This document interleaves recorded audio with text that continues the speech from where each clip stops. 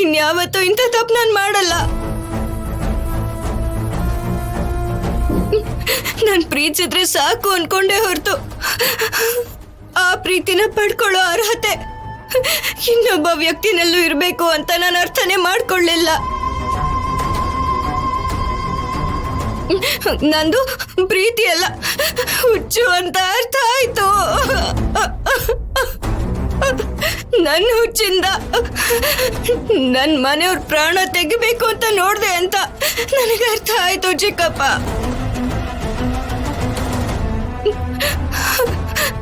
ಚಿಕ್ಕಪ್ಪ, ನಿನ್ ಕಾಲ್ ಹಿಡ್ಕೊಂಡು ಕೇಳ್ಕೊತಾ ಇದ್ದೀನಿ, ಈ ವಿಷಯನ ನಮ್ಮಪ್ಪಂಗೆ ಹೇಳ್ಬೇಡ.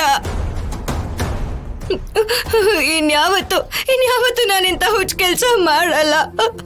ನೀವ್ ಹೇಗೆ ಹೇಳ್ತಿರೋ ಹಾಗೆ ಕೇಳ್ತೀನಿ. ಅಪ್ಪನ್ ಗೌರವಕ್ಕೆ ಧಕ್ಕೆ ಬರ್ದಿರೋ ಹಾಗೆ ನಾನ್ ನಡ್ಕೊಳ್ತೀನಿ. ಇಡೀ ಜೀವನದಲ್ಲಿ ನಾನ್ ಮಾಡಿರೋ ಮೊದಲನೇ ತಪ್ಪು, ಕಡೆ ತಪ್ಪು ಇದೆ ಚಿಕ್ಕಪ್ಪ. ಚಿಕ್ಕಪ್ಪ, ಇದೊಂದೇ ಒಂದ್ಸಲ ನನ್ನ ಮಾತನ್ನ ನಂಬು ಚಿಕ್ಕಪ್ಪ.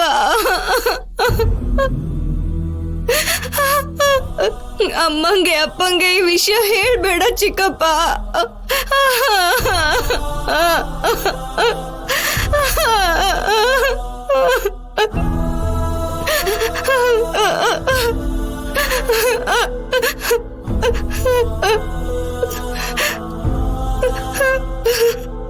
ಚಿಕ್ಕ ಹುಡುಗಿನಮ್ಮ ನೀನು. ಒಳ್ಳೇದು ಕೆಟ್ಟದ್ದು ತಿಳ್ಕೊಳ್ಳೋ ವಯಸ್ಸಲ್ಲ ನಿಂದು. ನಿನ್ನ ಹಿಂದೆ ಒಂದು ಕುಟುಂಬ, ಆ ಕುಟುಂಬಕ್ಕೆ ಊರಲ್ಲೊಂದು ಮರ್ಯಾದೆ ಇದೆ. ನೀನ್ ತಪ್ಪು ಮಾಡಿದ್ರೆ ಆ ಶಿಕ್ಷೆನ ಇಡೀ ಕುಟುಂಬ ಅನುಭವಿಸ್ಬೇಕಾಗತ್ತಮ್ಮ.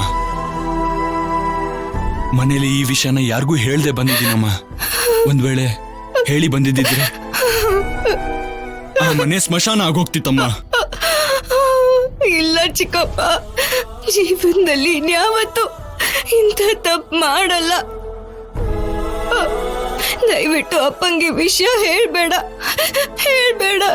ನನ್ನ ತಪ್ಪನ್ನ ನೀನೇ ಕ್ಷಮಿಸು ಚಿಕ್ಕಪ್ಪ.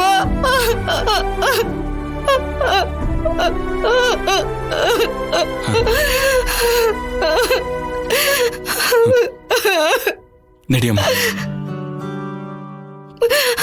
ಮನೇಲೆಲ್ಲ ನಿನ್ಗೇನಾಗಿರುತ್ತೋ ಅಂತ ಹೆದರ್ಕೊಂಡಿರ್ತಾರಮ್ಮ. ನಡಿ.